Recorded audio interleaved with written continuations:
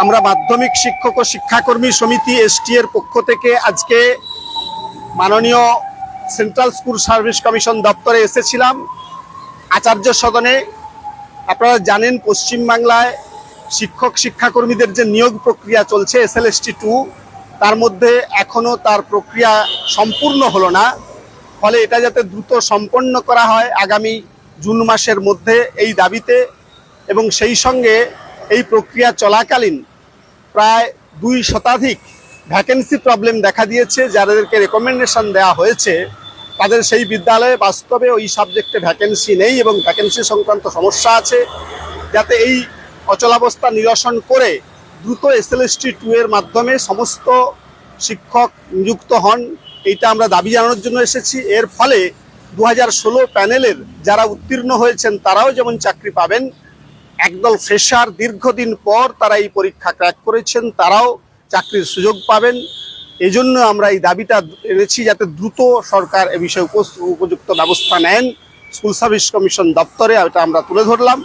সেই সঙ্গে 2016 প্যানেল, এই প্যানেলের ইতিমধ্যে OMR সরকার প্রকাশ করেছে।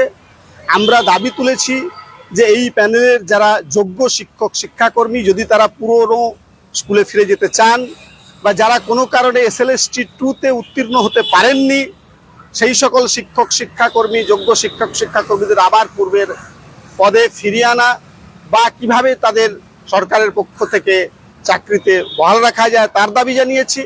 সেই সঙ্গে যে সকল গ্রুপ সি এবং গ্রুপ ডি কর্মচারী যারা আজকে যোগ্যতার সঙ্গে চাকরি পেয়েও তাদের বেতন দীর্ঘদিন বন্ধ আছে, সরকার যাতে মিসলেনিয়াস অ্যাপ্লিকেশন ফাইল করে তাদের আপাতত আগামী 6-7 মাসের জন্য নিযুক্ত করেন, বেতন চালু করেন, এই দাবিগুলো জানিয়েছি। আপনারা সকলেই জানেন যে ইতিমধ্যে এই দাবিগুলো নিয়ে আমরা সুপ্রিম কোর্টে গিয়েছি 2016 প্যানেলের যোগ্য শিক্ষক শিক্ষাকর্মীদের দাবিতে।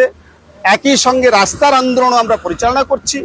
ফলে SLST 2016 যে ফার্স্ট SLST এবং 2025-এর যে সেকেন্ড SLST, এই দুটো সম্পন্ন করে দ্রুত চাকরিতে নিয়োগ না করলে বিদ্যালয়গুলিতে অচলাবস্থার সৃষ্টি হবে, পঠন পাঠন বিঘ্নিত হবে।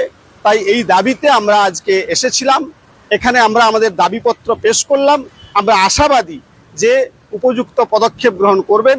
প্রায় 50-এরও বেশি আমরা উপযুক্ত ডকুমেন্ট দিয়েছি কিভাবে এখানে রেকমেন্ডেশনের সমস্যা ছিল সহ বিভিন্ন বিষয় নিয়ে। আশা করি উপযুক্ত পদক্ষেপ গ্রহণ করবেন। আমি বাসুদেব দাস, সাধারণ সম্পাদক, মাধ্যমিক শিক্ষক ও শিক্ষাকর্মী সমিতি।